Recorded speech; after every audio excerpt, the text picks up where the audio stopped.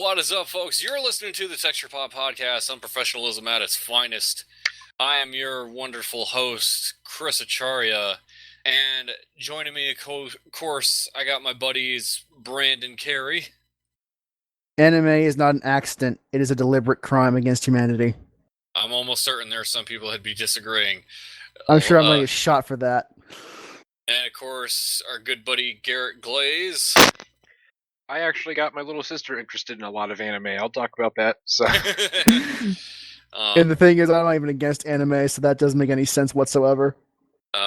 Sam is out for tonight, mostly because he's exhausted as fuck. The funny thing about holiday weekends for him is that that's when he seems to be working the most.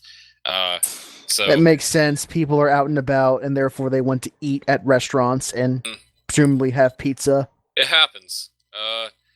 So hopefully Fuckers. He's getting rested up and everything.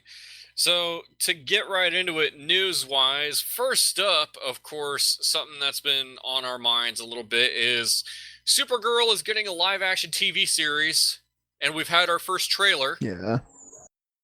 So just to kind of quickly go around, so Brandon, what are your thoughts on this? I was actually not... I was pretty okay with it for the most part. There were a couple of pretty, goofy, kind of mildly irritating things about the trailer, but overall, I kind of liked it. Yeah. I mean, it starts off kind of like, there's this whole fucking female rom-com vibe going on to it that, of course bugs the shit out of me about it. But I actually didn't mind that a whole lot because for me, it's just thank God this is not grimdark. That's true. Thank God this is not grimdark, because I do not know how much more DC shit I can take that is just unhappy and miserable. Yeah. Garrett, do you gotten a chance to take a look at it, take a peek at it yet, or? I haven't, but for grimdark, I can talk about Daredevil a little bit. I don't know how do you feel about Daredevil? I haven't seen it. I don't have a Netflix account. I've seen the first episode, and I actually thought it was okay. But the thing is... It's really good. Yeah, the thing is, Daredevil is kind of one of those things where you expect that.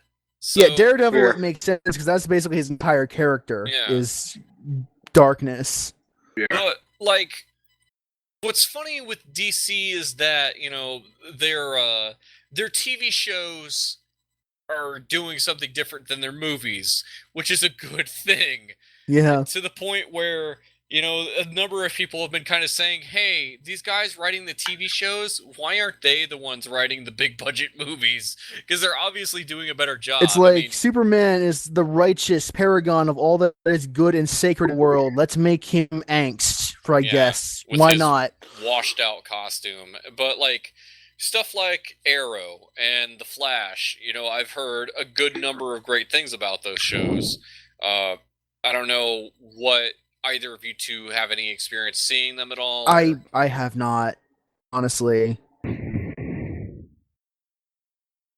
Garrett, you probably haven't seen them either, or? For what? I'm sorry. It might kind of cut out a little bit. Oh, sorry. For Arrow and Flash. If you've seen anything of either of those. I actually haven't.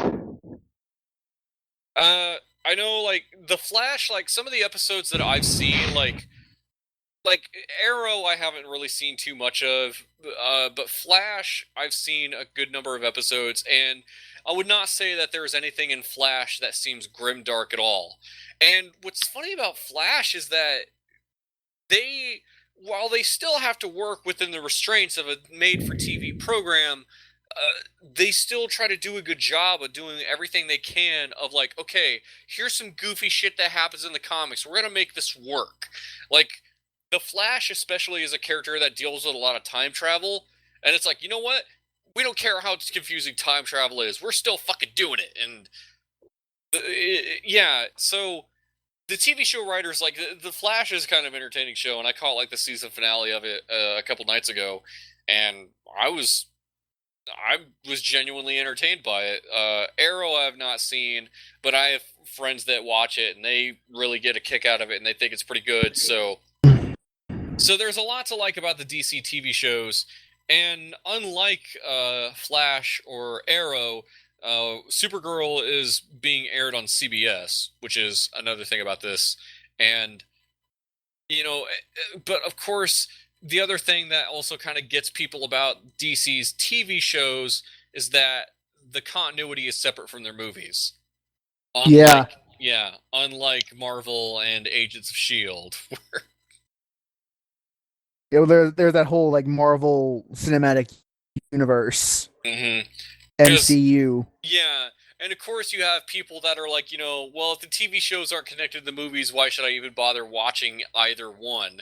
And I love the fact that like people give a shit about continuity that much because and I do think it's really dumb the fact that you have the Flash TV show that you're doing now and you have a Flash movie in the works, but they are going to be separate. That's going to be confusing. None of the same actors, nothing. It's just different continuity. I imagine Grandma's going to be very confused. Yeah. It's just that kind of thing of like the whole time Marvel is like, we're doing this and we're doing this, and on top of that they're making it work. Warner Brothers is just over here, it's like, we're trying, okay? Like DC, man, they when it comes to their shit, they really can't get a break.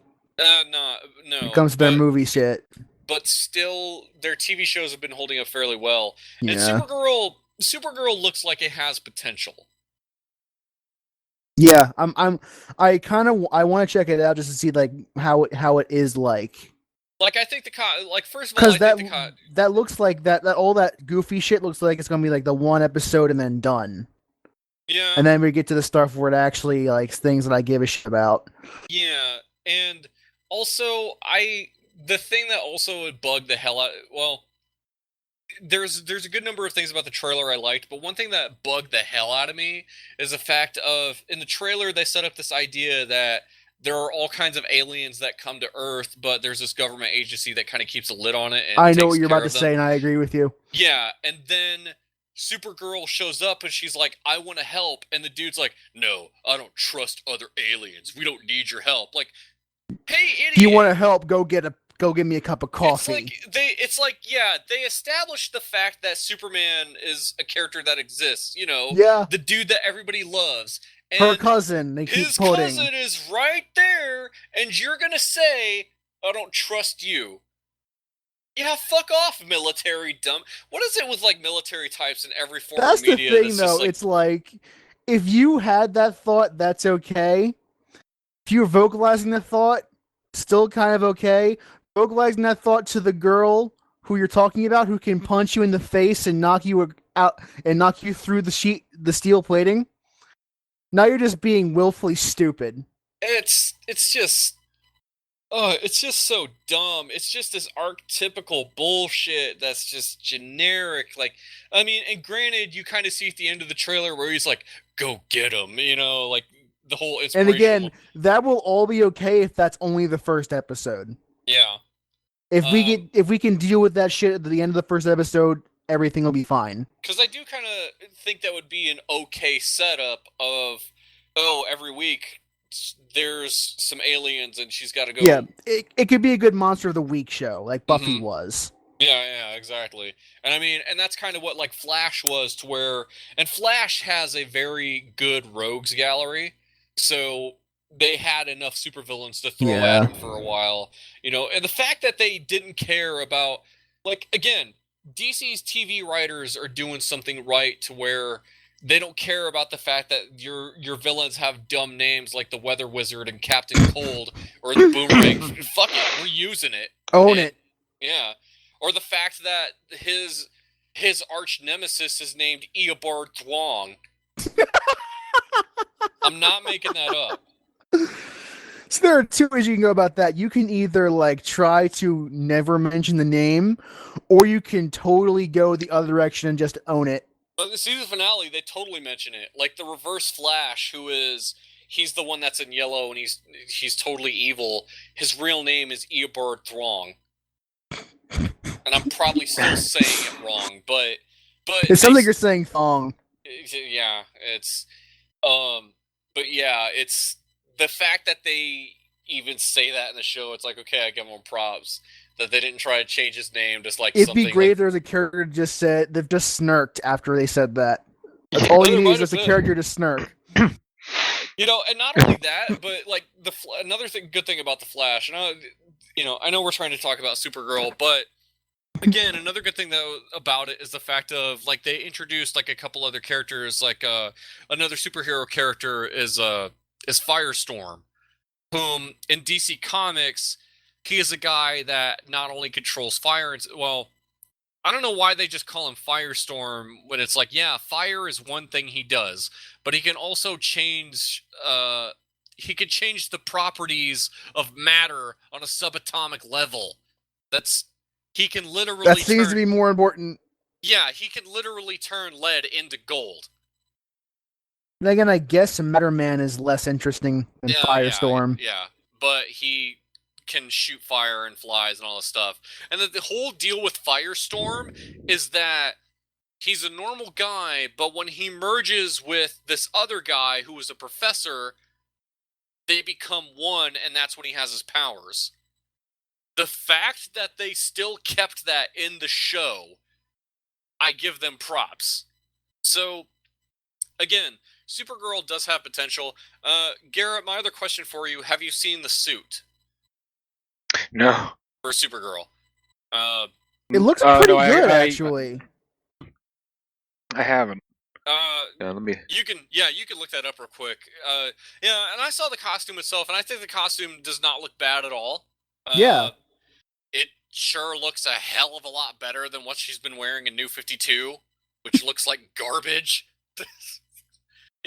Along with a lot of stuff in New 52. And they do the whole it's not an S thing, but they do it a lot better. Yeah. I think they did in the Superman movie. She basically says that it's the family's coat of arms, which that's what it is. Is a lot less hammy than it's the symbol that means hope. Yeah.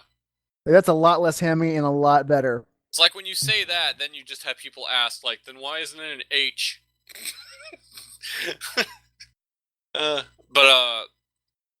But yeah, it looks to be okay, and I would hope that like the cheesy girl in the city stuff. You cut out during that entire sentence you just said. Sorry. Oh, thank God it wasn't just me. Holy shit! I was like, oh, I dropped. Okay, no, but the show looks okay. Supergirl looks like it's got potential. I would hope that they keep the cheesy kind of rom-com girl in the city stuff to a minimum. Because it's like, yeah, you have the potential to do that to see. Ironically enough, when you ask a lot of women what they think about that trailer, they tend to really like it because that's stuff that they do end up having to deal with on a daily basis. I guess, yeah. So they have to deal with obstinate bosses who don't think that they're good enough because, of course, women can't do anything. Yeah, I will admit to my flaw as a man that I can't understand that. So obviously, it's more difficult for me to relate to. But so that basically, like, for a woman, that is the empowerment fantasy where they can go, yeah, I can do it too. Deal with it, bro. Yeah, exactly. So I'll be interested to see what that's like. I know, like, there was a couple other things that they had in the works of like a live action Teen Titans series that has been talked about. Not sure what I would feel about that. Yeah. I'd have to actually see it before I'd pass judgment on it. For the moment, I mean, they don't even have anybody cast for it, but that's a thing that they want to do. In the theory. Yeah. Yeah, and Supergirl, unlike Flash and Arrow, I know Supergirl, I think I mentioned it earlier, that'll be on CBS. Like, it's not going to be on CW, which... it's one of CBS's new shows, which is actually surprising that CBS gave it the green light. Yeah, because CBS is like one of those networks where it's like they don't buy. It seemed like they had the reputation of like, we're not buying into superhero bullshit. Yeah. On the other hand, that's kind of bad because if this show fails, that'll basically that won't signal, okay, romantic comedy women superheroes are bad. It'll signal the death of all female superhero movies or TV series ever made ever in the future. I mean, granted, you still have Marvel wanting to put out Captain Marvel, a female-led superhero film. Yeah. So that's still going to happen. But on a DC side of things, if the show fails, then yeah, that'll probably give them that that'll impression. be like, no more female DC heroes. You're done. You had your Yeah. chance. You blew it. It is kind of sad that female superheroes have had trouble trying to get. I mean, we had this conversation about female protagonists in games all the time, so it's Yeah. nothing new. Yeah, absolutely. So, I don't yeah. mean to just insult all women by saying that, but it's something we still had to keep fighting for. It's nothing that they aren't already familiar with at this point. Right. So I think with that, unless we had another news story. Nah, I think that's enough for today. Yeah, I think that's good enough. So, moving right along into some of our usual shenanigans. Garrett. Yes. How's your week been? Week has been very good. I have been playing Dying Light. Ooh. Hardcore zombies. Yeah, it's actually a lot of fun. And my computer's actually able to handle it. I had to do with a couple settings. Setting changes. So how far are you into the game? I haven't even gotten to the day and night cycles yet. We've been doing a lot. Kendall, my friend Kendall and I we've been doing a lot of the side missions. And so that's why we've been. That's why we haven't really progressed much. So in you're playing story. co-op? Yeah. So how does that Which is a lot of fun. Yeah, so how does that game feel from all the running and jumping and stuff like mobility wise? Yeah. It's actually not as in depth as I wanted. You have to upgrade. There's no wall running. It's all. Does it feel intuitive in any way? Yeah, it feels really good the way the way it handles. I'm playing with it. Well, I mean, I'm sorry, but it's just it does sound a little weird. Like you say, there's no wall running. In Mirror's Edge and Titanfall, you could run along the wall and stuff like that. There's none of that in this game. It's all is that a skill you can unlock? So do you know, or is it just something that you just don't ever have? I don't know. If you can, that'll be awesome. But for now, there is no wall running. Huh. So what abilities you have are basically just to reach a ledge or just to... Yeah, you can. Yeah, you can stay on top of stuff, which is what I typically do. Okay. We'll cut that out. But Kendall will stay on the ground, and I'll stay above him as a lookout while we move through terrain, and that's how we'll get from place to place. And it's actually a lot of fun because it the entire environment you can climb. Basically, it's really fun. Right. The way it handles, and it's kind of what I would actually do in a real life situation. Is I would stay on top of stuff so that the hordes of zombies can't get you. Maintain high ground. Yeah. Yeah. Changing the settings was actually really easy. The game runs at a full. I optimized it with NVIDIA, and then I changed a few more settings. NVIDIA wanted to lower my resolution to 1300 or something like that. And I was like, no, I want full 1920 by 1080. So I did that, but I put a lot of the lowest you can put the textures is medium, but I changed some more of the settings, and now it runs at 55 frames a second. It's running really nicely. Story, so a lot of the characters seem really cool. The story seems interesting. It's a little at times have that kind of Far Cry 3. I don't know why. It really reminds me of Far Cry 3, but I like it. So at what point do you unlock the hidden blade and start jumping and shooting people through? Brandon, I know you love Assassin's Creed, but that's not this game. It's not this game at all. Although of course, a game like this that's centered around being able to run like that, obviously you don't have a limited sprint or sprint meter or any bullshit like that. It's just do you have a sprint meter? No, there's you run for a little bit. There's no sprint meter, but you run for a bit, and then your character starts to get tired, and you'll hear him breathing heavy, and then he'll stop So it's running an and actually invisible stay in Okay, place. so sprint meter. yeah. It's there is one. It's just not present on the HUD. Yeah, so you Yeah. have like a limited amount of stamina that you can like Yeah. run so fast. Yeah, with. there is a bar visible for when you're swinging your weapon, and when you run out of stamina, your attacks become much slower, and the guy starts breathing heavy. So there is a stamina bar for attacking. Also, Those your stuff separated is running and attacking stamina bars. It actually makes a lot of sense. Yeah. yeah, and they and also your at least for now, all of your melee weapons have a certain durability, and then when you fix them, they actually make physical changes. Like one will be broken but like reinforced with piping or duct tape or like something like that. Like you actually have to repair your melee weapons in order to continue attacking with them, or else they become almost ineffective. A good thing that Kindle and I are doing is we're kicking them until they fall on the ground, and then we're bashing their head in. And seriously, if you just mash the R button, like it is fucking brutal. Like him and I will be on one zombie, just like beating the shit out of it, both of us, with like wrenches and pipes, and crack this thing's head open, and we'll still hit it. Double tap just to make sure. Like like when you say like you can kick them, like so.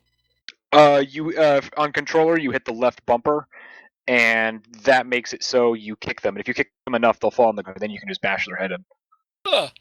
Maybe it's just me, but I'm just getting a little tired of durability mechanics. I mean, yeah, and like like any kind of zombie Just game in the general particular. sense, it's like Yeah. at some point I usually get sick of having to find a bunch of rusty hatchets. I mean, the thing that gets me especially is like there's some things I can understand if they break easily, but there's others that I don't. To where a wooden baseball bat, yeah, I can see that breaking after a while. But something like a crowbar or a lead pipe, Maybe a fire axe. yeah, but like a lead pipe or a Yeah. crowbar, something that is all metal. Yeah. If Like, a even if crowbar those are bends, you rusted- can still beat people with it. Yeah, even if Yeah, those are and- rusted, those don't break easily.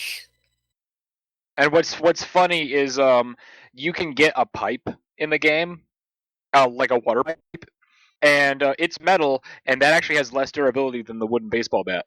That's really dumb.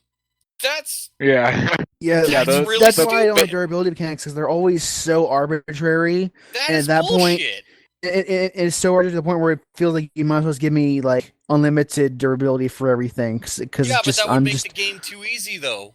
yeah, it would, but at the same time, it makes more sense than having an iron pipe break down faster than a baseball bat. That's like one of those things where that's probably one of the few instances where if a video game had actually adhered to the properties of real life, it would make the game easier.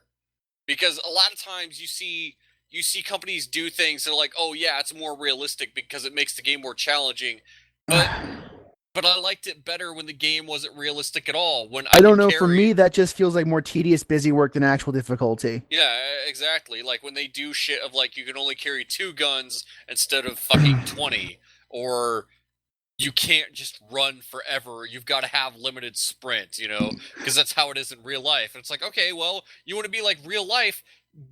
I can use this lead pipe forever, because a lead pipe in real life lasts for a good long while. It's like, oh no, that would break after 5 hits. Like, fuck you. Yeah, again, even if a crowbar or an iron pipe were to bend, you could still beat the shit out of people You with very it. well could. Not to mention, even in a zombie apocalypse, if your gun runs out of ammo, guess what? You're not going to get rid of that fucking gun. As a matter of fact, you could still bludgeon the shit out of stuff with a gun. Pistol whip. Yep. Or hell, better yet, if like you have like a long two-handed weapon, you know, you run out of bullets for that shotgun, guess what? You can still beat the hell out of stuff with that shotgun. With a, like it is basically a giant lead pipe at that point. Yep. Totally is. Anyway, about Dying Light. Yeah. I'm sorry, Garrett. No, it's cool. I'm really enjoying the game. It's a lot of fun. The co-op is a ton of fun. And I can actually sway this into something. We recently got a $200 Wi-Fi router, Mm-hmm. and the reason we got this router is because we got a $200 Wi-Fi router, and the reason is because interested in Mad Men, and she's hooked. Like she's watching it right now, and that's why I may cut out every once in a while. But so she's watching Mad Men, and with me playing games like Dying Light, she doesn't want to have Constant any lag. interruptions. Yeah, she's like, no lagging, no buffering. I want to watch my Mad Men. And it's funny because I not only got my mom interested in Mad Men, but my brother is now interested in Cheese Sweet Home, which is an anime about a kitten and its adventures. And my little sister was watching the anime Darker Than Black, which is great. And now that I've she's heard of finished that that, Darker Than Black's great. But I have not. now that she's finished Darker Than Black, she finished it in 3 days, the whole series. How many seasons are She's there? done that. There's 2, and now that she's done that, she is currently finishing up the first season of Sword Art Online. She started yesterday. Damn. That kid could binge watch a show in an afternoon, but she's watching Sword Art Online. And so I've gotten my mom interested in Mad Men. I got my little sister interested in Sword Art Online and Darker Than Black. I got my brother interested in Cheese Sweet Home, and it's like, damn, what? You're an influence. Yeah. I haven't noticed a whole lot of difference with the new router, but hopefully in time I will. I have noticed Kale and I are able to play better in Dying Light, and I've also noticed that my ping is slightly lower in League of Legends. It's at 87 now instead of 91, but that's about it. That's the only difference. Hopefully it helps with my streaming. By the way, my streaming, I streamed League of Legends. I have a video up on my stream. And Nice. yeah, spoilers, we lose, but I did really but it wasn't my fault. There was a really bad Twisted Fate player, and I showcase how that guy really sucked. I'm like, okay, I'm like, oh look, I'm like, all right, there's 2 of us and one of them, we can easily take this guy out, and that person flashed like right over to our Twisted Fate and killed him immediately. I'm like, Twisted Fate, you suck, man. So I had to run away. I mean, that's probably the great thing about the stream is like it's not just you saying that this guy plays worth shit. You've got video evidence of like, no, you suck. Look what you did. I can prove that you were an awful person. Get away from me. I'm sitting here. I'm like, okay, so all our Twisted Fate has to do is like throw a yellow card, make this guy explode. He immediately dies. I'm like, yeah, all right, never mind. Or he can just die. That works. The guy was useless. I was like, you're just. I think what he was waiting to do was he was waiting for me to attack, and then he was going to come in safety. It's like, well, we could both attack. I was going into attack, and then he died, and I was like, all right, no, I can't kill this guy by myself. But it's 3 against 1. We should win. But anyway, and then the guy said I was kill stealing, and then immediately after saying that, he tried kill stealing from somebody else. I'm like, all right, you fucking hypocrite. And also, I didn't kill steal. No one was around me. I killed that guy by myself. But whatever. And I have video proof. Go check out my stream. I set up my schedule, and so that's on there. Monday and Wednesday, I'll do stream a little bit of League and save the video. You heard it here, folks. And then Friday is called Fun Time Friday. That's where I'll play something with friends, and I'll just it's like anything. I think I want to do Cards Against Humanity, and I'll stream that. And then I'm off Tuesday and Thursday and Saturday and Sunday. And yeah, that's about it. It's an eventful week. Yeah, that's all I've done. That's about it. Awesome. All right. Let's see what your thoughts are on Dying Light if you ever beat it. So. So Brandon, moving right along to you. Hi. What you been playing? So, since I am still unemployed and right now college is starting to wind down because it's almost finals, or it is finals week, I have had the time to play a number of small indie games that I have been kind of sitting there waiting for me to get to them. So I played Flower for the PS3. Oh. Interesting little game. For those of you who don't know, you play as a flower blowing in the wind, and you collect other petals from other flowers, and you basically restore color to the world by touching flowers. It's really bizarre. Now, if I remember correctly, this was this was the same team that also did Journey. Yes, it's from that game Yep. company, which is Yeah, literally yeah. their name. One word. So it was an interesting little gem. I really don't have a whole lot to say about it I because remember, like, yeah, because Flower seemed like it was one of those like tech demo-y kind of it things. is. It's like you see the first. There's 6 levels. You see the first one. You've kind of seen the rest of them. Honestly, because it's kind of the same, and it's really short. So there's not a whole lot to say about it. I mean, if anything, it probably looks really good. It does. It looks fantastic. That there can be no denying that. It's just it's kind of like that's all there is to say about it. It I like looks the good. pedals, idiot. It looks good, and that's it. It's very relaxing, I guess. I know. As kind of a quick tangent, I remember last year when I had to make a field trip, or well, I had to make a personal trip to a local art museum when I was back in college. I remember the story. Yeah, yeah, and this was a conversation we had on like a previous endeavor that we had. But Yeah, when go ahead. I went to a local art museum, and at the time they were doing this thing that it was an exhibit that's been touring different museums called the Art of Video Games. And the reason I bring that up was because I remember Flower being one of those things that was kind of shown off. Like, It does have the hallmarks of one of those artsy fartsy games. yeah, it. You know I what? bet. And Yeah, And I don't mean to say it as negative, but it kind of is. nothing wrong with that. I actually I remember I watched a review of it, and I really wanted to get a PS3 just to play it. It's on the I was PS4 watching. now too. Oh, nice. Because I was watching a review from on GameVideos.com. I'm trying to remember the name of the show, but they no longer do it. Yeah, But but they like, did. Yeah, they did. I mean, I think the interesting thing about it was like there were kiosks that showed like games that were from a specific console or whatever. Flower was one of those things where it was kind of being shown off by itself. Yeah. Just like as its own thing of like, here's an indie game that kind of demonstrates all this crazy shit and just how look at how fucking beautiful it is. Yeah, I Like, get why people sung its praises, but honestly, it's just not that entertaining. yeah, this Not game, really. it's like, there you go. I don't mean to sound like a curmudgeon when I say that, but it's just I played through it and then I didn't really feel anything. It was like I'll forget it in T-minus an hour. Yep, already forgot.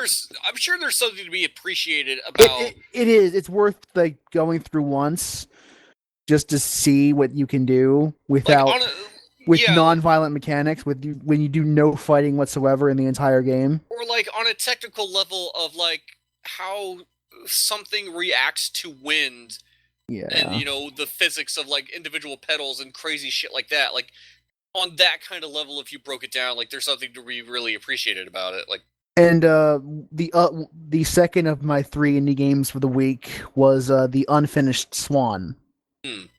Oh, nice. How is that?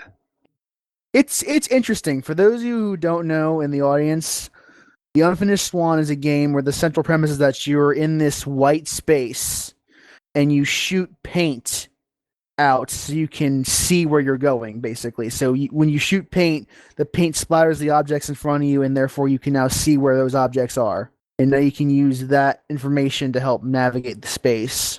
Interesting concepts. They don't really do a whole lot with it. Like the first level is that, but later in the level they do kind of the standard projectile physics puzzles gimmicks, like you shoot water at the water wheel to move things, because they change up the projectiles every chapter, and it just gets to the point where you've kind of seen most of this before, which is a little disappointing to me because you see that first gimmick and it looked really cool, but then it seemed like the developers didn't see what else they could really do with it besides that first chapter, and then they did some other stuff with the projectiles. So I was a little disappointed in it, but it was still a pretty entertaining little 3 hours I spent with the game. I know for me, like I heard the title of that movie and or that game. That movie. The reason I say that, like I hear the title of that game and I can't help but be reminded of that one fucked up movie. Like I think it was called Black Swan. Like, Yes. Yeah. Which Oh, It it's a came out great movie. roughly on similar time frames, I think. I still don't have the stomach to watch that movie just because I hear there's a lot of fucked up shit in it. It's like, It's really good. It's just really fucked up too. Yeah. So I like the unfinished one a little bit more than I did Flower, but it still feels like they could have done more, or they could have found more ways to use that central gimmick than they did. sometimes it's like it kind of feels like it's one of those things of like somebody had a really good idea of something you don't see in any other video game. Yeah. But then when you want to try to build on that and make something more than just this idea, it's like, where do you go? It's the indie game problem. Yeah.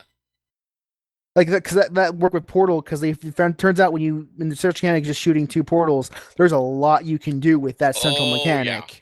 There's a hell of a lot you can do. But with this, it feels like they kind of blew their load a little too early, and they just didn't realize what they could do in that other half of the game. Right. It's not bad, but it kind of left me wanting a little bit. But the third game I played is called Race to the Sun. Trying to remember what that. Oh wait, yeah, that was free on PSN. Yes. Okay. And for those of you who haven't played it yet, Race to the Sun is basically a. Do you know the Solar Sailor from Tron? Yes, I It's know basically all about, a game about that. Yeah. I know all about the fucking Solar Sail. You are this little sailor, this little flying machine, and you're a solar powered machine, and your goal is to basically get as far as possible without dying. You go super. It's basically it's one of those super fast. You gotta avoid the obstacles in the way kind of games, and it's really interesting to play. And as you get better, you go through more and more runs. You level up, get new toys to put onto your craft, with the goal of getting even farther than you did the last time.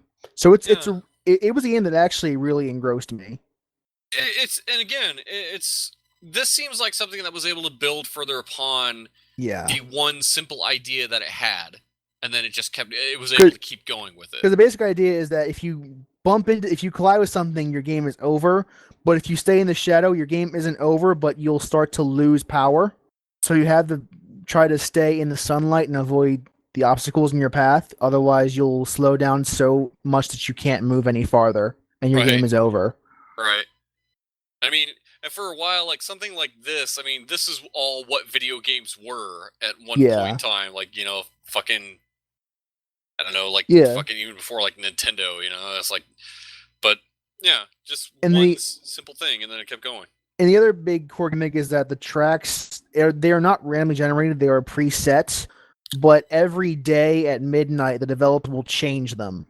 They'll upload a brand new map every night at midnight. So if you find that the track you're working on today is either too easy or too hard, and just wait till tomorrow and you'll have a brand new set of tracks available to you. I'm not sure how I feel about that yet. That sounds kind of weird. Yeah, so it's not randomly generated, but the tracks change every day. Don't know how to feel about that, except that does sound kind of weird.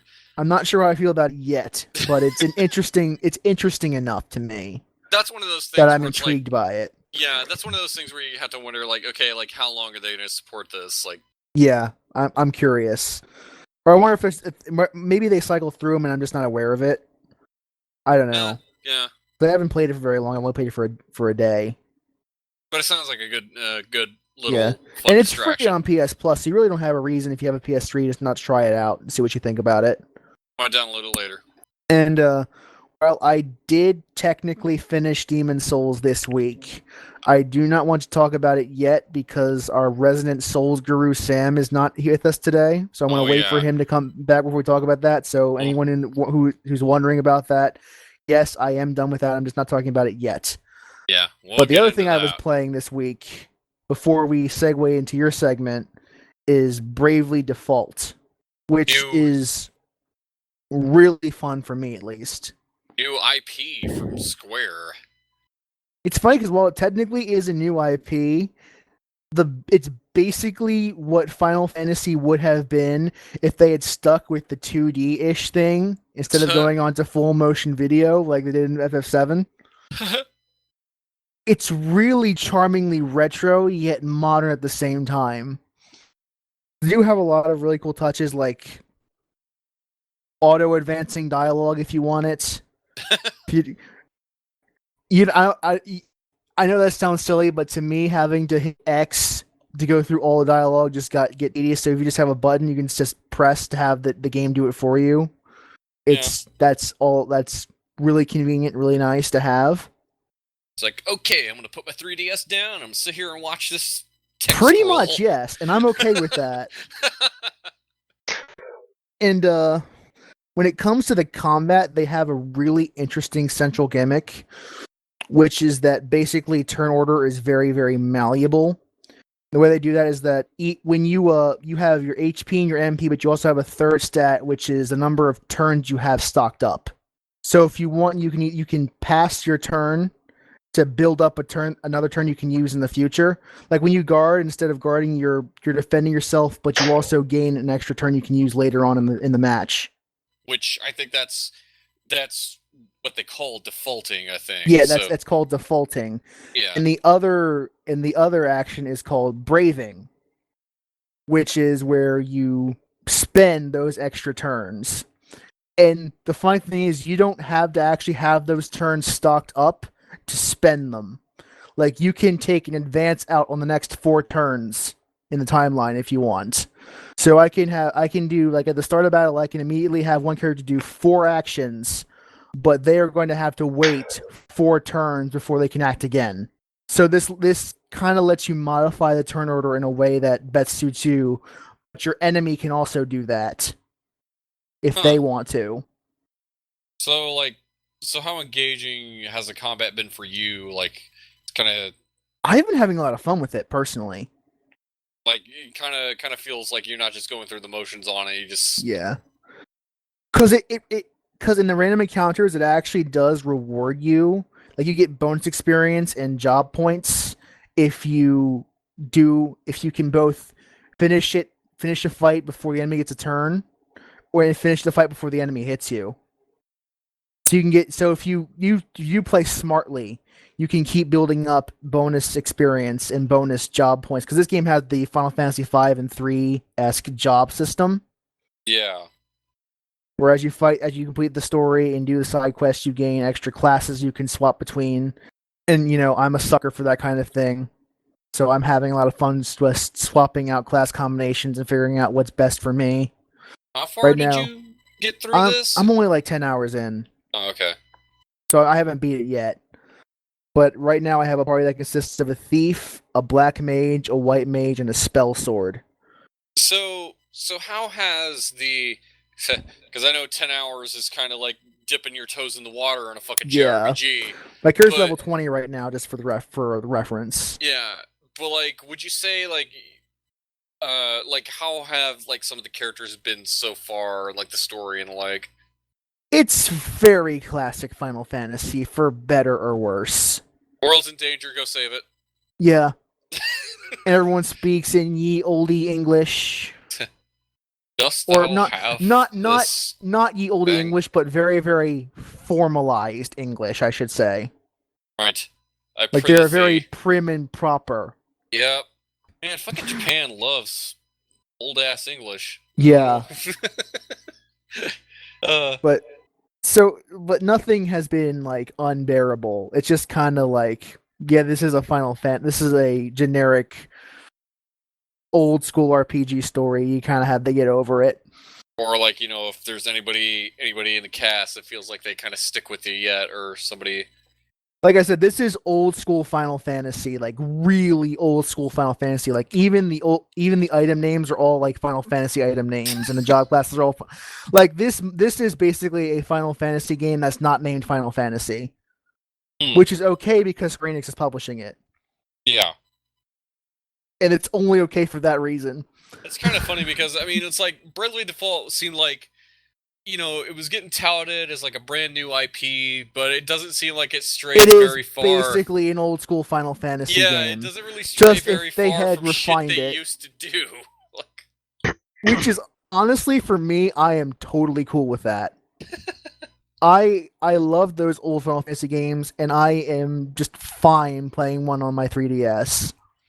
Yeah, I could not argue with you on that. That's Totally fine with that. I have no real like desire to have them change it. The only things that like I might have a slight problem with are that it tries to encourage you to like go. It has the street passing features where there's this Assassin's Creed 2 style village reconstruction minigame that you can play in between your dungeoneering adventures. there's some shit for you to throw money at. Well, no, you don't throw any actual real world money at it. Well, no, but like you know the in-game goal that you have, like Not even honestly. The thing that they do is that for every person you street pass and for every person you hook up with on the internet, you can do internet hook. You can check out for internet friends once a day. You get a person that can help you renovate the village. okay, And every renovation of the village at a certain time, in-game time, not like real time, which kind of sucks. Because ordinarily I would just like to say, okay, I'm going to bed now. Here are all these 8-hour jobs I want you to do, and when I wake up, you're going to be finished with them. yeah. But it's real game time, so you want to do that, you have to leave your 3DS on all night. Gotta be careful asking people on the internet to do work for you, man. It get kind of dicey. Yeah. The thing is, like, if one job takes an hour for one person to do, for 2 people, it's going to take half that time. For 3 people, it's going to take a third of that time, and so on and so forth. So you can choose to have all these people spread out in different jobs, or have them all focus on the same jobs to speed up those jobs Right. in the village. But still, it's like it's a time investment. So. Yeah, it's pure time investment. There are some that are like ridiculous, where a couple of the jobs take 99 hours for one person to do. Ooh, So you're going to shit. want to assign 3 or 4 people to that job if you want it done anywhere near reasonable time. Jesus Christ. Yeah, exactly. Since I don't have any friends with a 3DS in the area, I have to look up friends on the internet.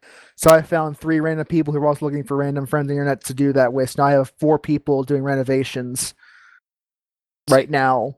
And then you go to Craigslist and say, I need some people for Bravely Default to come do this shit for me Yeah. for 6 hours. Like, okay.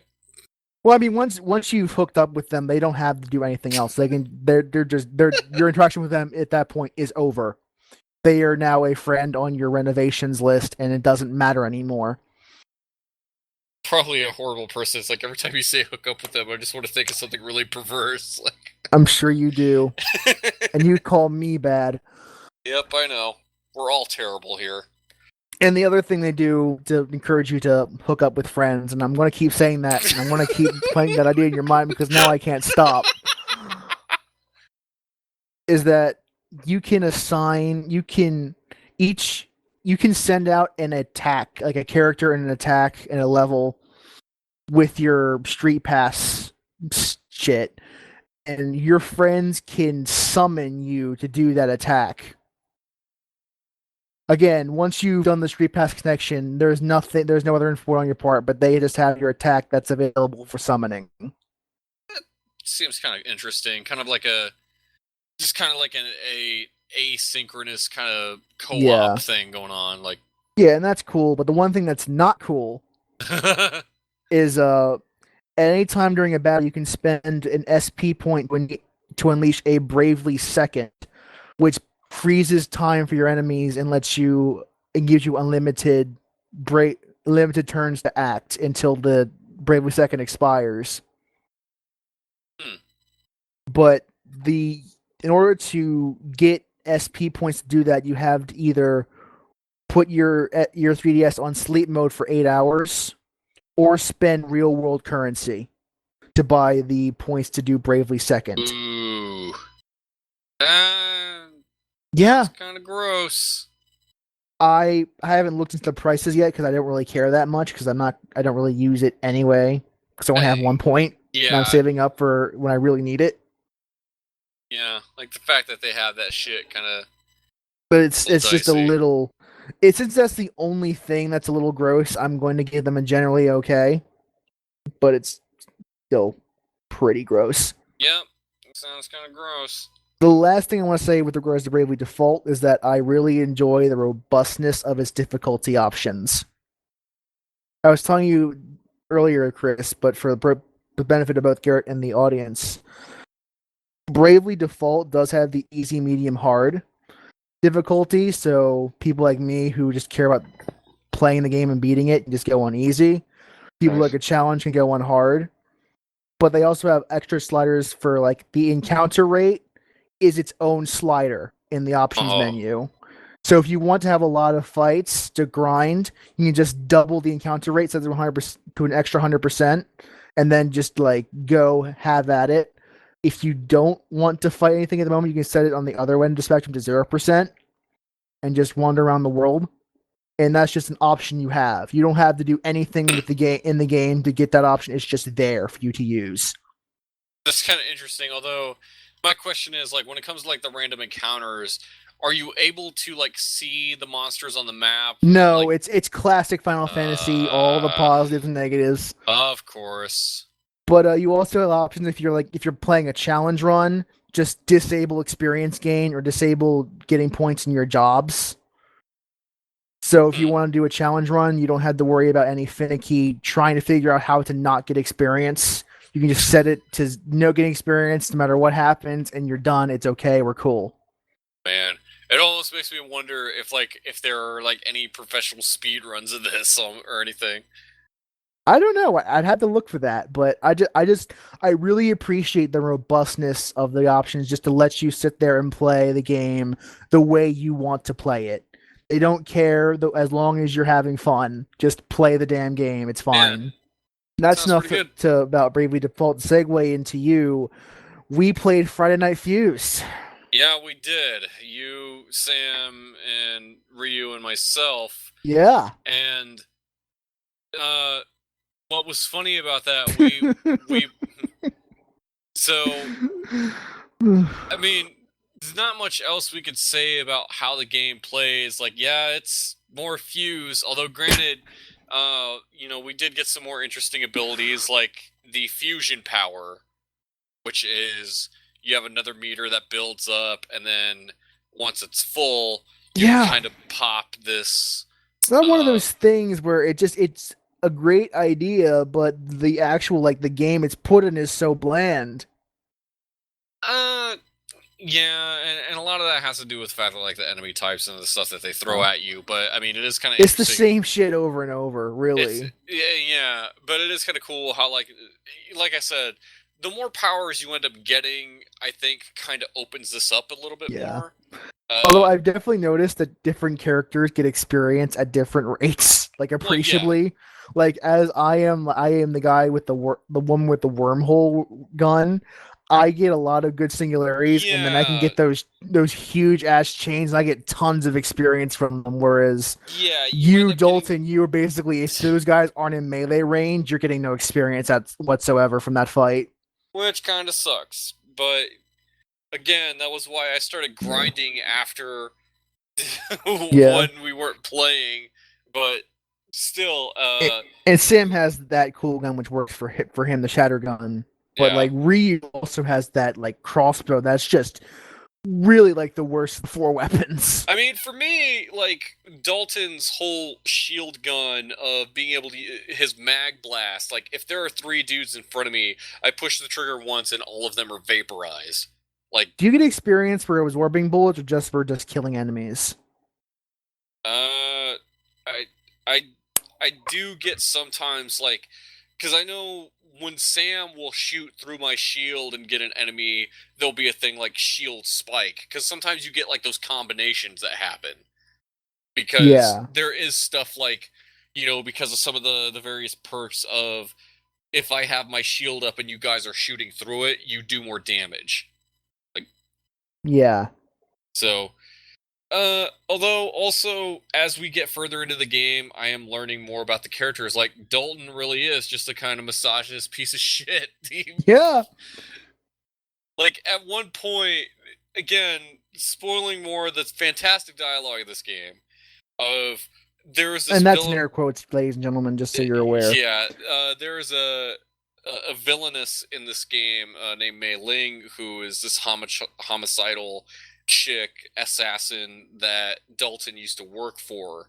And after you have a boss encounter with her, but first of all, the cutscene where Dalton takes her out, I thought was pretty fucking rad. Of how she throws like this deadly ninja star at him, he catches it in his shield and fires it back into her chest. I thought that was dope. Yeah. But then they go on of like, hey, did you really go out with her? Why? Because she was hot. Really? You went out with a homicidal maniac because she was hot? Why else would I go out with her? Yeah, that's literally an exchange that happens in the game. Like, It's the worst thing ever, and I hate him for it. yeah, Dalton really is just this misogynist asshole. Like, oh god, He's that creepy uncle you have that like thinks he's funny, but he's yeah, in reality the most insufferable prick you've ever met. you know, like Duke Nukem. Pretty much exactly.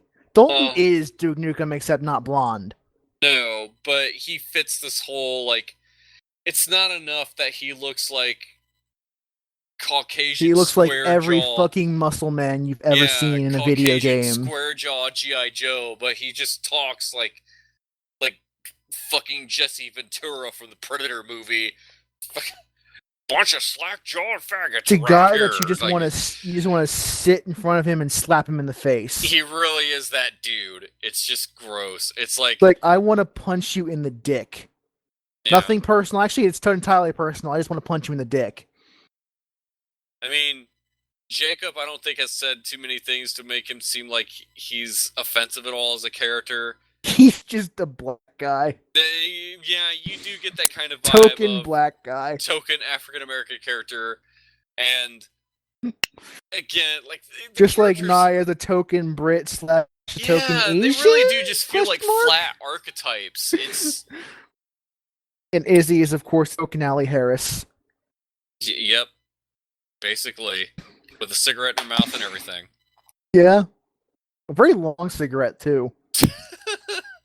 Did you always notice that? What? The length of Izzy's cigarette? Like, it's really long. I just thought she was a chain smoker. I don't know. Just... Literally, you could fit a chain in that cigarette. Maybe she's got like an e-vape and we don't know it. Who knows? Oh, we wouldn't know anything about vaping in this cast, would we? We know all about vaping. Got our vaping expert right here. Oh. Yeah, Fuse. And the thing was, like, we've gotten through 4 out of these 6 chapters in this game, so... And we just have one more session probably before we're done. Yeah. Hopefully. That is, if we're not mentally drained before the end of it. Yeah. Some of the enemy types that they do start to introduce, though, just seem to be, here's more shit that just makes them annoying, as opposed to being challenging. Like, there's these enemies that cloak. Yeah. And I hate them the most. Like, the problem is, by the time you see them and you're able to shoot them, they have already strangling you to death. The fact that you have enemy types that just fucking grab you, and you got to rely on somebody to get you out of like their stranglehold, or you just tap the X button long enough, like, seems really dumb. And there's robots that restrain you with their energy tethers. Yeah, those really suck because you can't even break out of those. You have to have somebody get you out of that. Yeah. To where you're just tied up. That's a bunch of shit. It's co-op action. I will admit, I'm still looking very forward to seeing what kind of ridiculousness is at the end of that game. Again, I'm pretty sure I heard the last level in this game takes place in the moon. Or on the moon. Yeah, I'm all for it. Fucking Wolfenstein did it, why not Fuse? Because Wolfenstein was a good game and Fuse isn't. Maybe Fuse is and you don't know it yet. But, oh man. It only gets good 20 hours in. Let's hope it's not that long. Oh, God. Oh. Yeah. That train's a rolling. So Brandon, unless you Yeah. got So anything so else. that's it. That was my segue into your segment. So, as for me, and I know you guys mentioned it last week, I had been very busy moving into a new apartment because I got a new job, Yeah. and I'm not going to get way too many into the details. Although I will say, between getting myself ready for a new job, moving into a new place, which is really only like 2.5 hours from my hometown. Uh, And touring the local strip joints. we weren't going to mention that, uh, but doing Lucky all of guess. doing all that, moving furniture and everything. The thing that turned out to be the biggest pain in the ass was getting my internet service going. Hmm. And I'm not gonna get too much into that. All I'm gonna say is that fucking Comcast just. And It's then like again, that's the kind of thing where like all the ISPs in the entire US are shit. yeah. I mean, These all the big granted, ones. granted, once I had my internet service up and going, it's great. It's just the frustration and the hoops I had to go through just to get shit started. Of like they try to make it to where it's like you just hook it up, activate it, and you're ready to go. But no, Did it's you never that ever simple. hear the story about how the Comcasts in a state accidentally sent one of their clients a bill naming them Super Bitch? Yeah, No. one woman was complaining to Comcast that they weren't getting her cable service right, and they kept having to come out. So when she looked at her bill, it literally her name was literally in there as Super Bitch. And Well, there was another guy who had a similar story, but instead of Super Bitch, his name was Asshole Brown. who the hell runs this company? Like, holy shit. They apologized to both those individuals, but they became some pretty big stories. Yeah, an apology's not gonna fix that. That's just. Yeah. Oh my god. That that that's yeah. Look up Super Bitch and Asshole Brown. It's Oh man. real. They're really great stories. They're they're amazing stories. Jesus. If I Yeah. remember to, I'll link them in the show notes. Yeah, but between moving and all that stuff, getting internet seemed to be the biggest pain in the ass. But now that I have internet at my place, it's actually not that bad. Um, but having been in the middle of all that, as far as like sitting and playing games, I haven't had that much time for. I mean, I have played games, but not much that I've gotten into depth of talking about. However, taking a page out of Brandon's book, I was binge watching a TV show that I was really into. So before I go any further, question for you two. Can you guys remember where you were and what you were doing around the year 2003? Not Not really. I was 8 then, so no. I'm Well, sorry, I was 10 then. let me paint the picture for what was going on with me. It's the year 2003. I was starting at my new job at a Sherwin-Williams paint roller company. I was working on shit. I was out of high school for at least 2 years by that point. And I was a fresh-faced 21-year-old dude, like, yeah, like, and I That's was my age right now. freaking PlayStation 2 was at the top of the charts at the console Yeah. market. Xbox 360 was still 2 years away. And George W. Bush was president, and Well, it can't all be perfect. Yeah. And every Wednesday night at 10:30, I was tuning in to a show that I had gotten really into, simply known as Chapelle Show. And over a weekend that I had, since I didn't have internet yet, I decided to binge watch my Chapelle Show DVDs. I put that on my Amazon watch list the other day, actually. Yeah. No joke. Oh, it is great. I highly recommend it. So, for those who are unfamiliar, Dave Chappelle, whom at the time, around 2003 or so, he was mostly known for his role in film Half Baked. I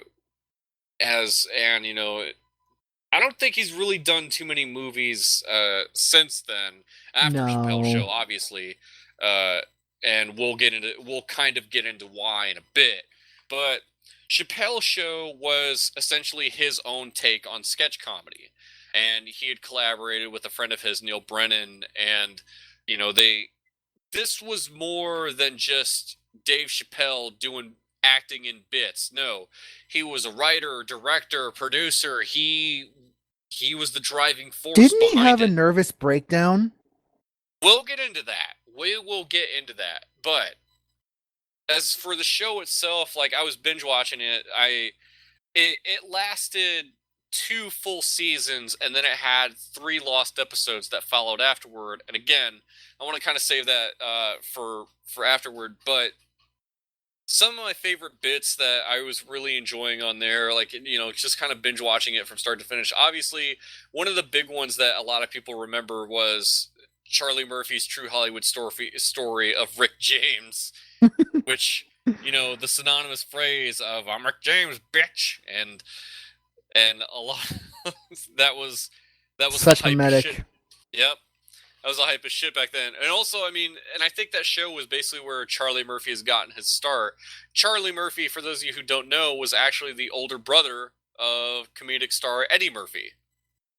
And, yeah, and what was funny about that, like, Charlie Murphy, he had done a number of bits before the Rick James thing, but then the Rick James sketch obviously was influenced by the fact that, like, Charlie Murphy, given the fact, that he's Eddie Murphy's brother, had the opportunity to hang out with a lot of Hollywood stars. Rick James happened to be one of them and had all these true stories about stupid shit that he'd gotten into with various celebrities, Rick James being the most well-known.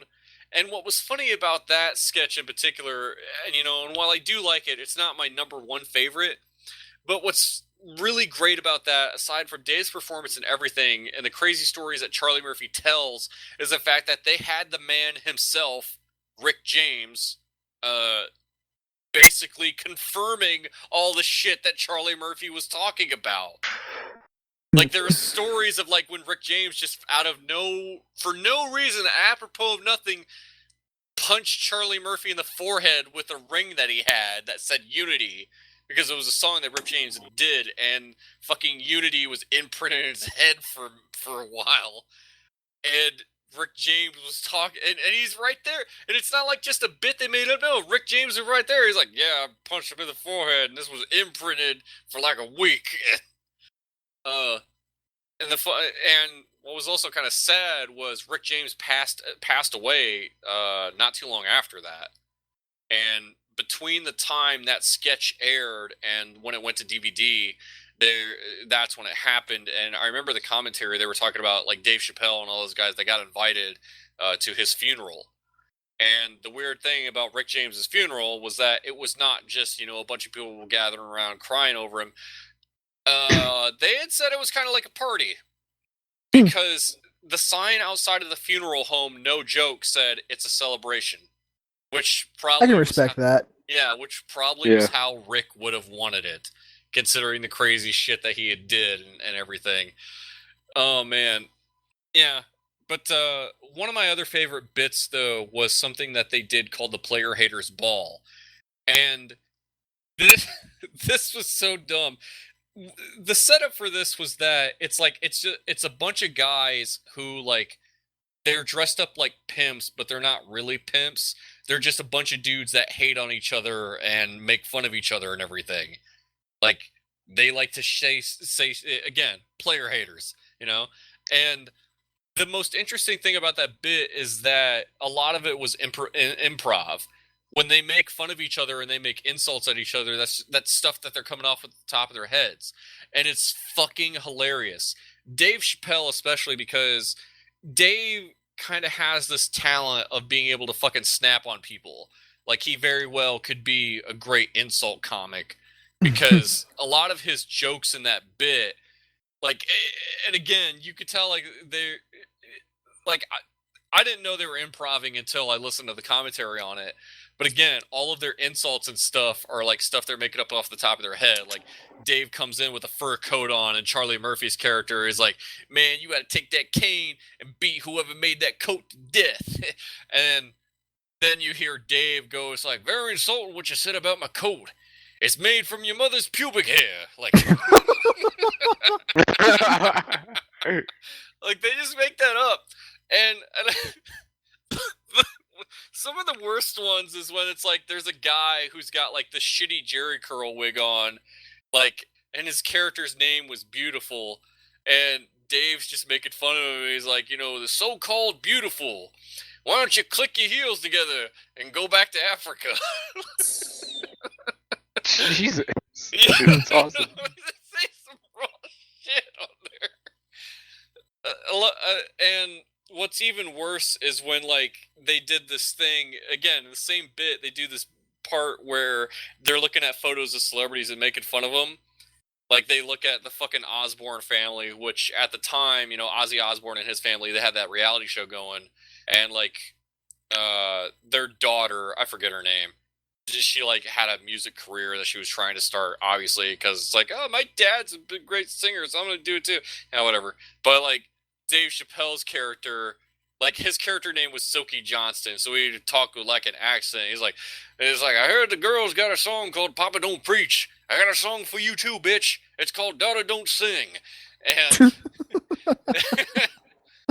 but the worst one, and this was so great, because this was one of those things where it's like, the actors on the set could, because the sketches were not, it's not like Saturday Night Live where they did it in front of an audience. This was stuff that they filmed beforehand and then they showed it in front of an audience, for their laugh track. But this was so bad. Like, they show a picture of Rosie O'Donnell and, like, one guy's like, oh, it's Boy George.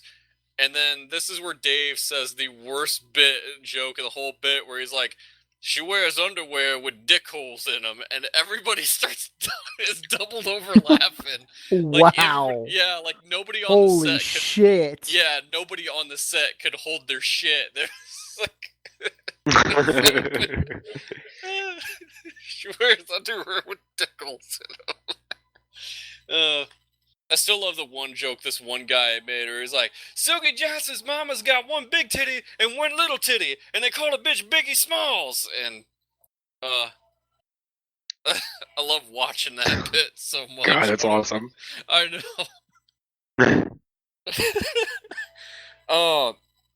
Yeah. But I think another really big standout episode that they did was that,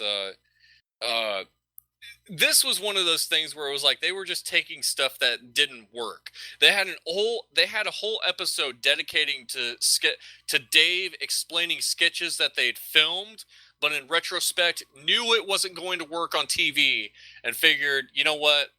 Let's explain this shit that we spent hours filming and then and then spend a whole episode about it. Like, it was basically an episode of their greatest misses. Like, they wanted to do a bit about Nelson Mandela whipping these kids into shape. And then Dave is just openly admitting, like, this wig was shitty. I looked nothing like Mandela. And the writing in this bit seemed like a good idea. And then it ultimately wasn't.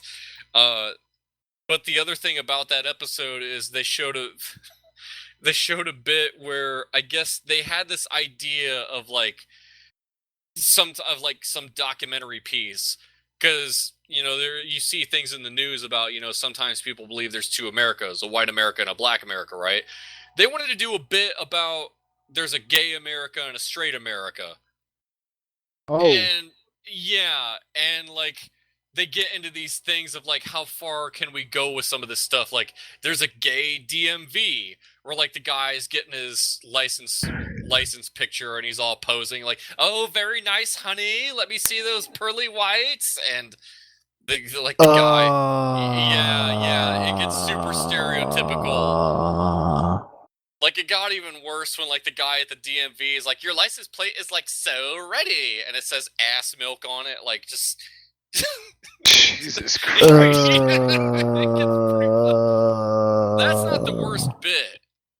The worst bit was when, again, this was stuff they didn't intend to show, but Dave's explaining all this in this episode of, like, before we go any, like, you knew it was bad when Dave was like, before we go any further, this next joke felt like this was just asking for trouble, of, like, the idea of a gay Ku Klux Klan.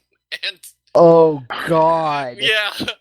Yeah, and again, and it's like they show this dude who is in like a clan robe, but it's all pink.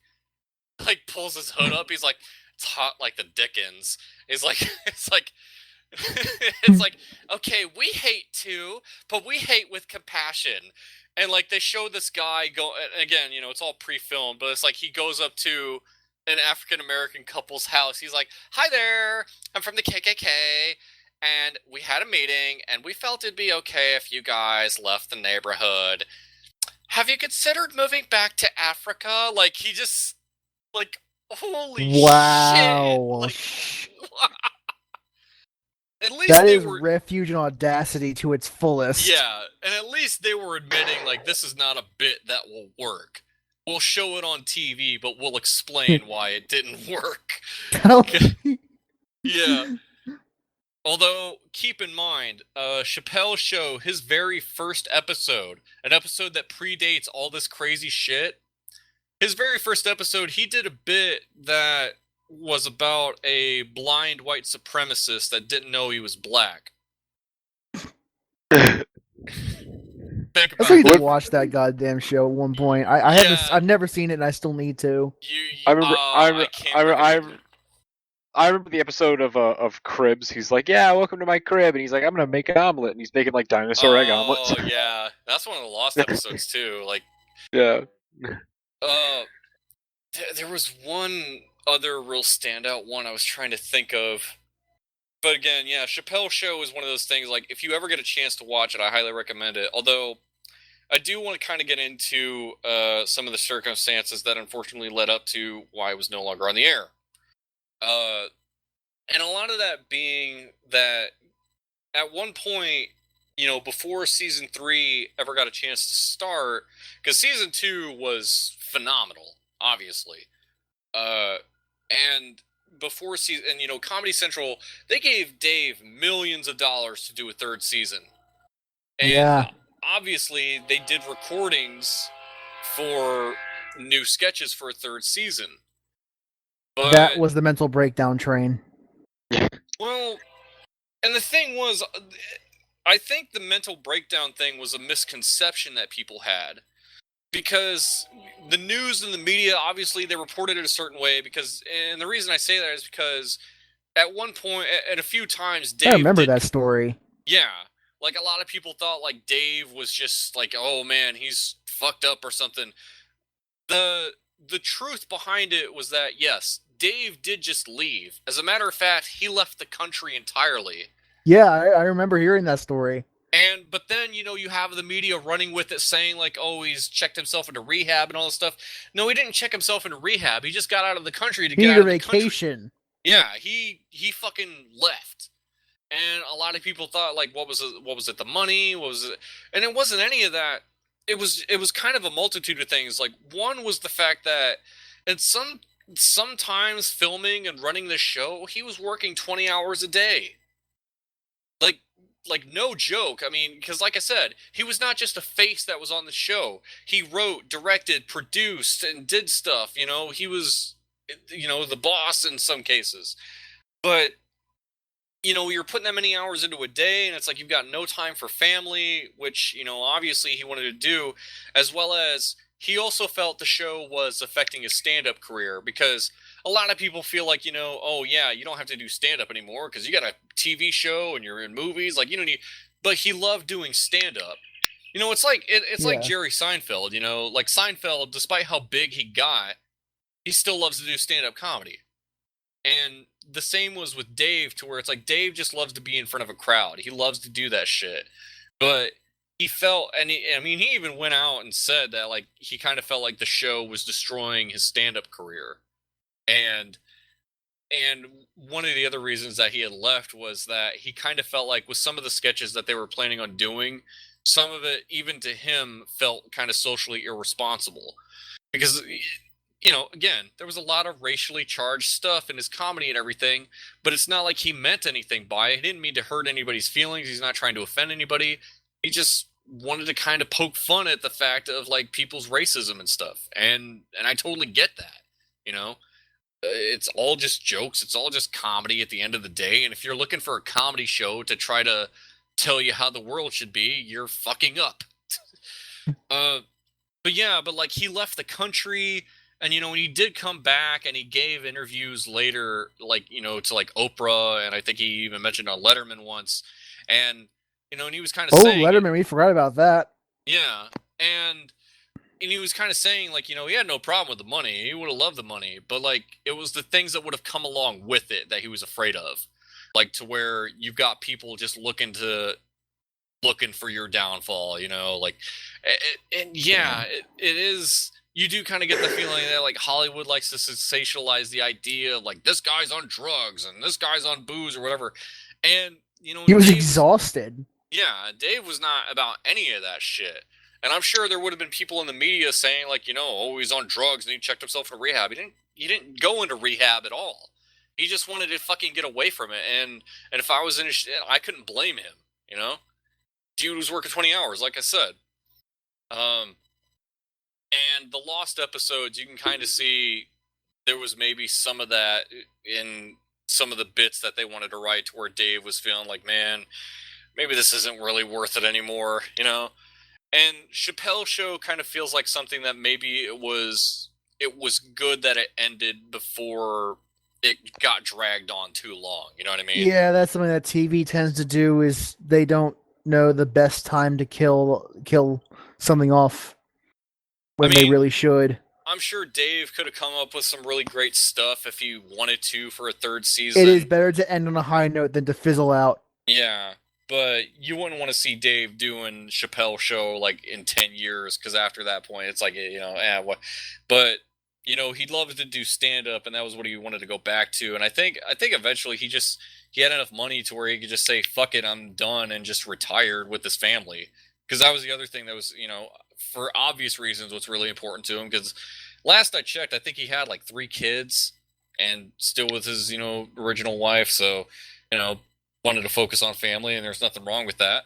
And Chapelle Show, for what it is, thanks to the magic of DVD and whatever online services out there that show it, people can still watch it. Yeah.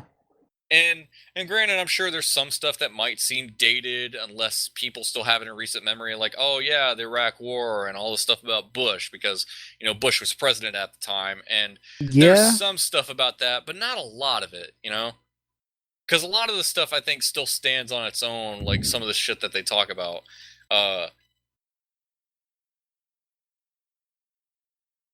Trying to think.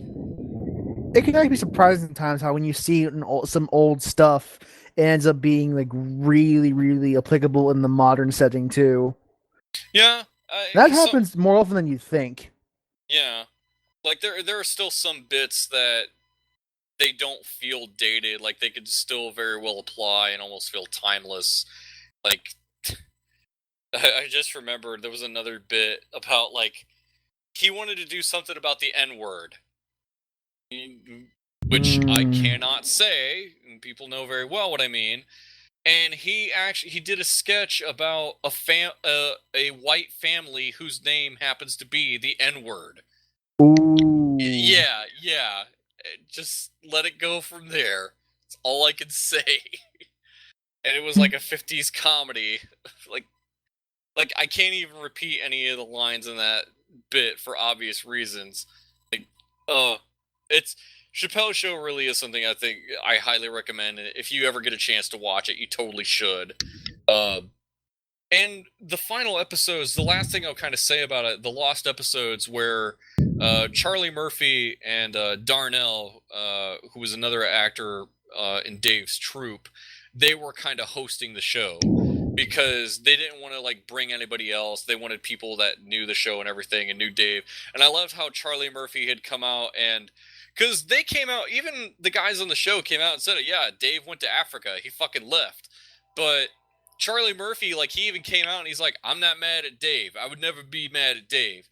Because if it wasn't for Dave, y'all motherfuckers would still be calling me Eddie Murphy's brother. Like, I remember there was like a point where like Charlie Murphy, like, he got more popular than Eddie. Like, Eddie, who gives a shit about him? It's all about Charlie Murphy now, because he's the one that hung out with Rick James. Yeah. And it was almost kind of bittersweet, like the last episode where like they walked off and they were like, and they just kind of come out and said, hey, glad you're with us to close the book on what was an excellent note in comedy. And they walk off and like the set dims. I was like, huh. But yeah, Chapelle Show, highly recommend it. Hope you don't get offended watching it, because man, the shit they did. Good times. And I think with that, it'll probably be a good time to end the show for now. If you want to email us, you could do so at thetexturepop@gmail.com. Feel free to ask us a question, maybe share a story or something, or maybe just some stupid shit you want to hear us read on the air. Who cares? Also, we've got links. You can follow us on Twitter at thetexturepop, as well as our individual Twitters, which you can find in the detail section below. You can also find details to Garrett's Twitch channel that he's got scheduled and running. Yeah. As well as Sam's own website, Endless Skybox, see all the stuff that he's writing, as well as Brandon, your own website at Press Start to Discuss. And I just put a article pontificating about the popularity of the Souls franchise up, so check that out if you are interested in that. And of course, as we said last week, Season 3 of Interactive Fiction is coming soon. Sam's been kind of busy, so he hasn't had the time to edit it yet. And so bear with him, please. It's not something we can really help. Yeah. And of course, you'll find a link to the Interactive Friction channel in the description below, along with all the other good stuff. So, always, thanks for joining us, and be sure to tune in next week for another episode of the Texture Pop podcast. This is Texture Pop, signing off. Yes. Bye, everyone.